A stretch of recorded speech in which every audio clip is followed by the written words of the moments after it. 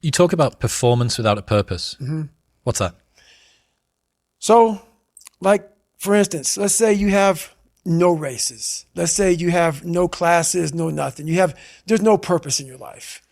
You know, people need to have purpose to get up. They need purpose to perform. You need to get to a point in your life where there's nothing on the docket. There's no 5K. There's no I'm going to get into school to be this or that and still perform to the highest level. Because what people don't get is one day that thing's going to come up. And if you're not constantly performing without purpose, you're not going to be ready when the time comes. It's this magical thing, purpose, that we're all looking for. But what's funny about it all is that we need these things to perform. But we don't take a second to realize the purpose is always there. The purpose never leaves us because the very purpose is you. You are always the purpose. There may be another purpose, like being a SEAL or going to college or whatever, but the main purpose in life is you. So if you wake up in the morning and you don't want to do something, you don't care enough about yourself. And that's what you need to really research is, man, why am I not doing this for myself? Because that is the number one purpose in life, is to better oneself. So that's the only purpose I fucking need. So the reason I get up every day, even though there's no race or there's no school, or there's nothing in front of me, is because I have pride in myself. But where do you go to? You wake up on a morning, it's cold, it's wet, it's dark, you've got no cartilage in your knee, you've got shitty shorts, whatever it is that's the issue today. Keep talking. You've got these problems, right? I need you to keep talking about what you were just saying. It's warm on the couch. That's Your it. missus says stay in That's bed. it. It's comfy. That's it's cozy. That's You've got it. work later on. You had an argument last night. You're slightly it. hungover. Because I know every motherfucker ain't going to do what I'm going to do. So this is how you level up. That's how you level up. I know there's a whole bunch of people with that right there. That fires me up. That makes me fucking happy, what you just said. That brings joy to my life right there. Why? Because I know there's so many people that have the ability and just refuse to get off that couch. Refuse to study a few more hours. Refuse to go deeper, to go further. And that's where I gain the advantage. It's so easy to be great nowadays, my friend, because most people are weak. Most people don't want to go to that extra mile. Most people don't want to find that extra because it sucks. It's miserable. It's lonely. You talk about that you were kind of, lonely by yourself. I was the same way. And that used to hurt me growing up. Now I fucking thrive in that shit. That's the only place to be. Well, that was one of the things that is so surprising about growing up through difficulty. So loneliness is one example, right? Mm-hmm. Growing up as a lonely kid. What you realize is a lot of the things that you feared or hated or were embarrassed about as a child end up being the genesis of the things that you're most proud about as an adult. Mm-hmm. So the fact that you can work and thrive in solitude gives you the opportunity to be able to move to America and start a podcast, or decide to do Hell Week 3 times in a row, or it doesn't matter how long or dark the course is, you're just going to stay. Mm-hmm. The fact that you were forced to be vigilant and to assess people, to work out what's going on when you became an adult allows you to detect the vibe and the energy of whoever it is that you're speaking with, and know that this person's someone that I want to hang with and this person's somebody that I don't. Right. All of the things. In fact, I would go as far as to say there's not one thing in my life that I see as a pure advantage that doesn't have a dark side to it that came about at some other point as well. Right. So one of the reasons that I spent so much time as a kid in my bedroom listening to audio tapes, because I didn't have anyone to play with, right? Only child, a little bit sort of unpopular. Right. So I'd be in my bedroom listening to audio tapes, and we'd go to the library every 2 weeks and we'd take the tapes back and we'd get new tapes and I'd bring them and listen to them again. Right. But you roll the clock forward 20 years and what's the 2023 version of an audio tape? It's a podcast. It's a podcast. That's right. A lot of the things that you love and value in yourself in adulthood are the light side of something that you were ashamed, fearful, disgusted by when you were younger.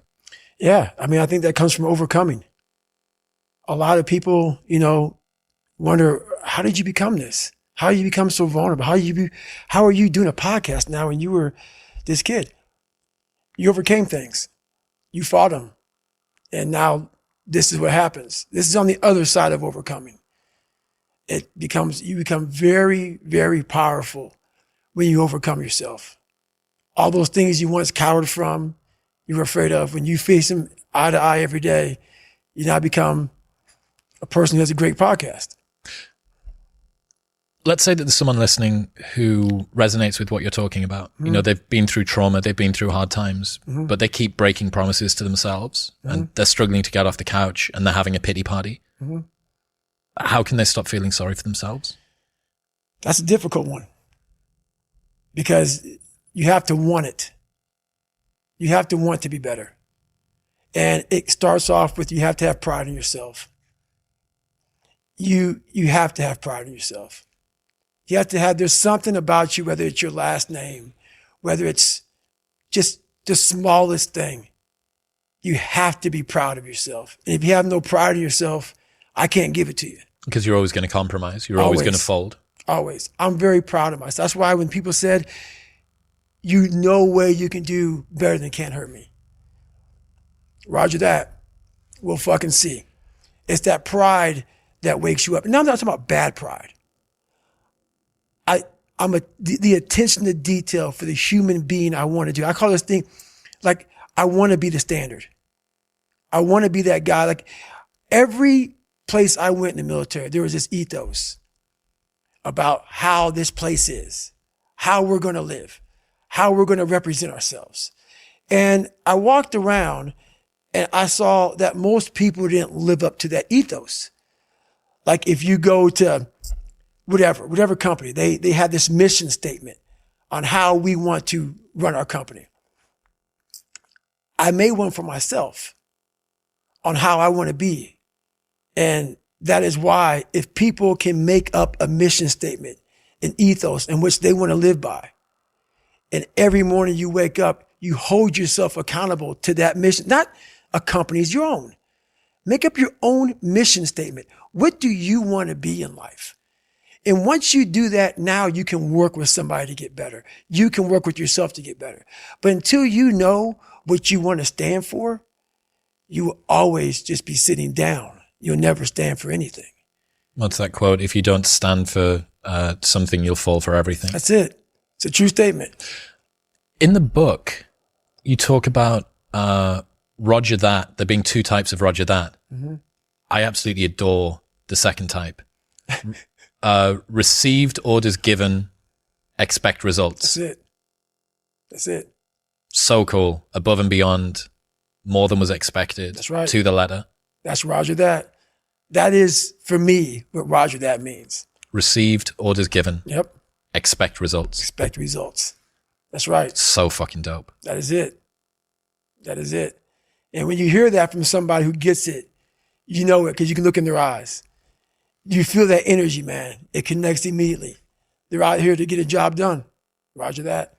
This episode is brought to you by Element. Element is a tasty electrolyte drink mix with everything that you need and nothing that you don't. I've replaced my morning coffee with Element every day for over 3 years now, and I've never looked back. It means I've optimized my hydration, my brain feels better, I'm not getting mental fog, and it's helping me to curb cravings if I'm fasting throughout the day. Even Video Guy Dean uses it. My favorite flavor is the orange. That in a cold glass of water upon waking feels really, really good. It's a science-backed electrolyte ratio of sodium, potassium, and magnesium, which helps me to feel at my absolute best all day. Also, they have a no BS, no questions asked refund policy, so you can buy it and try it for an unlimited amount of time. And if you do not like it, they'll give you your money back and you don't even need to return the box. That's how confident they are that you'll love it. Head to drinklmnt.com/modernwisdom to get a free sample pack of all 8 flavors with your first box. That's drinklmnt.com/modernwisdom. Thank you very much for tuning in. If you enjoyed that clip with Goggins, then press here for the full episode in all of its glory. And don't forget to subscribe.